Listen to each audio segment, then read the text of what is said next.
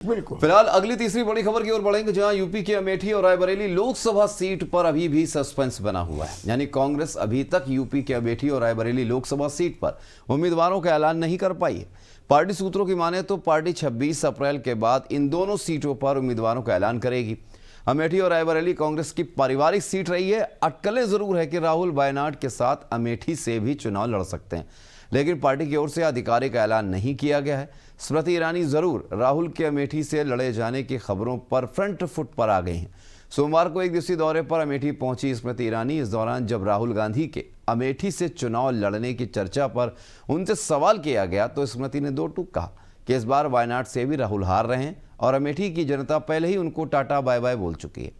ऐसे में सवाल है कि क्या परिवार अमेठी रायबरेली से लड़ने का मन बना रहा है, क्योंकि वरिष्ठ नेता लगातार सोनिया गांधी से कह चुके हैं कि अगर परिवार नहीं लड़ा तो पूरे उत्तर भारत में संदेश ठीक नहीं जाएगा।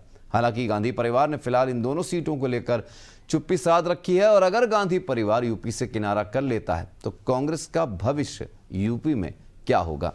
तो डॉक्टर साहब, जिस तरीके से कांग्रेस की जो पारिवारिक सीट कही जाती है रायबरेली और अमेठी, दोनों ही सीटों पर कांग्रेस ने अभी तक पत्ते नहीं खोले।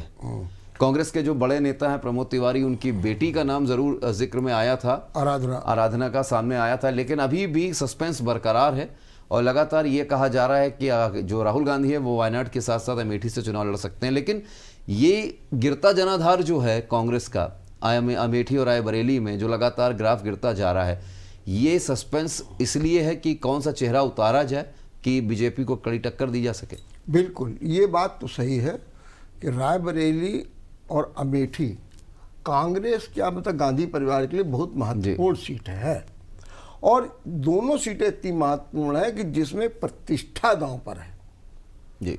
हारते हैं तो प्रतिष्ठा जाती है, जीतते हैं तो ये लगता हमने कब्जा बरकरार रखा। तो ये जहां पर प्रतिष्ठा दांव पर लग गई है तो निश्चित रूप से उधेड़ बुन तो है। और कौन आएगा, कैसे आएगा, लोग तरह तरह की चर्चाएं भी कर रहे हैं कि हो सकता है कि इन्हीं को कर दिया जाए। अब चर्चा जैसे बीच में मेनका गांधी का जब बयान आया वरुण गांधी को लेकर के, तो ये भी आया कि किसी ने पूछा उनसे कि क्या वो पाला बदल सकते हैं, तो मेनका गांधी ने कहा मैं इसके बारे में कुछ नहीं बता सकती हूँ।